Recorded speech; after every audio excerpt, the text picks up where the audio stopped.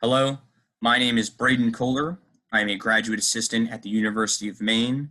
I am working under Dr. Lopez-Anito, Dr. Goopy, and Dr. Barabee on Project 10 in Thrust 2, focusing on new materials for longevity and constructability.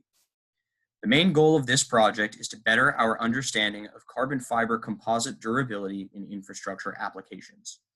As we near the harsh Maine winters, one of the biggest challenges traditional steel cables will face in infrastructure applications is corrosion of their cables due to contact with road salting agents.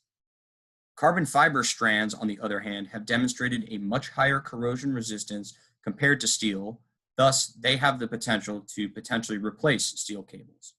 However, whether their durability is comparable to steel still needs to be determined. Our project focuses on the carbon fiber cables that have been installed in the Penobscot Narrows Bridge between Verona Island and Prospect, Maine. By monitoring the cables inside the bridge, we can use it as a living laboratory to help us better understand carbon fiber composite durability.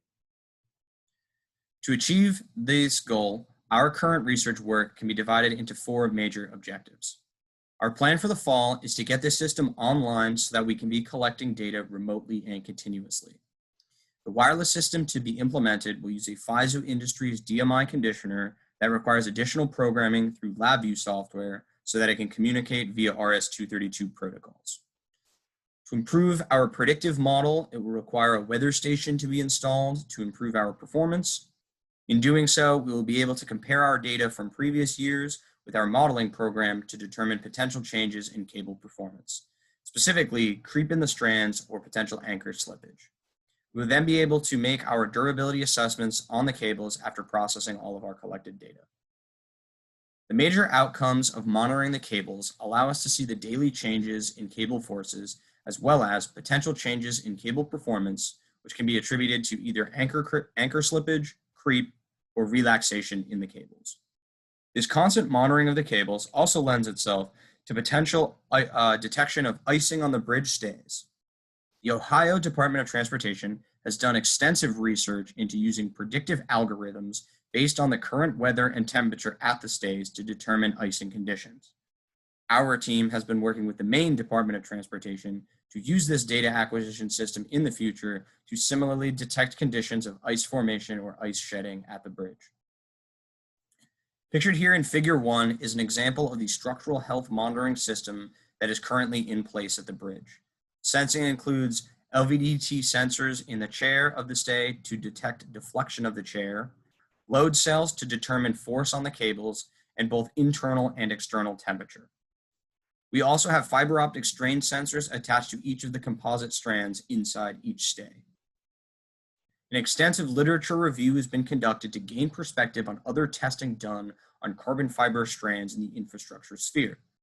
This includes uses of cables in stay-cabled applications, as well as pre-stressed and post-tension applications of composite cables. The review also delved into the variety of anchor systems used to hold the cables in place due to potential damage of the cables from the mechanical action of wedge-type anchors. Over 20 structures have been investigated using carbon fiber strands, and none have shown major signs of damage or structural collapse. Our plan for installing a continuous remote data acquisition system inside the bridge breaks down into 3 major components, pictured here in Figures 2 and 3. First, the strain gauges attached to each carbon fiber cable will be wired to the pylon base through fiber optic sensing line and will connect to our DMI conditioning unit. Second, the weather data, such as external temperature and wind speed, will be transmitted wirelessly to our base station at the pylon. Lastly, the sensing suite that has already been installed at the PNB will transmit wirelessly from the stays to the pylon. We've previously tested wireless systems to ensure that even the furthest stays can communicate with the base. The 2 main additions needed at the bridge are the 2 different power supplies that need to be connected to the junction box to power our wireless systems, pictured in Figure 3. We've connected with the Maine DOT on collecting the data and storing it such that it can be easily accessible in the future on their networks. To improve our modeling of the cables, we will be installing a weather station at the bridge to monitor wind speed and external temperature. We've been investigating several types of stations, but the final model will depend on the communication requirements of the wireless data acquisition system. Some weather station suppliers that we've considered include Hobo, Davis Instruments, and Campbell Scientific. A thermoelastic model is used as a predictive model to determine how the composite cables should perform in the absence of creep, relaxation, or anchor slippage. Each stay requires 4 models for the cable forces, 2 for each side of the bridge, labeled A or B, and 1 for each cable in the stay, either on the left or on the right.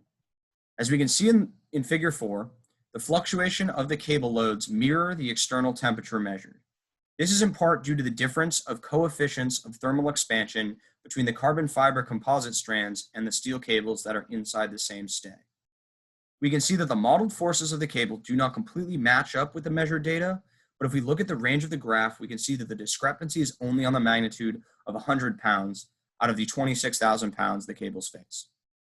In going forward, we plan on comparing data sets of different years with similar temperature and weather conditions to give a more detailed picture of change in cable performance. This predictive model is crucial to our work to help us illustrate how the cables should be performing. If we are to see major deviations between the modeled forces and the measured forces, then clearly there are some potential cable issues that will need to be addressed, which can potentially include our slippage from the anchors, relaxation of the cables, or potential creep in the cables. So to summarize our work, we've seen no major deviations from the modeled and measured forces, and from our in-depth literature review, we've seen no major signs of collapse or damage in any other bridges and infrastructure that have been testing composite materials. We plan to finish installing our wireless data acquisition system by the end of this fall, and both it and the weather station will help us improve our abilities to collect, process, and model our data to make our durability assessment of carbon fiber composite cables. Thank you, and we'd like to thank the Maine DOT for their help in facilitating access to the bridge, and for the TIDC for funding this project.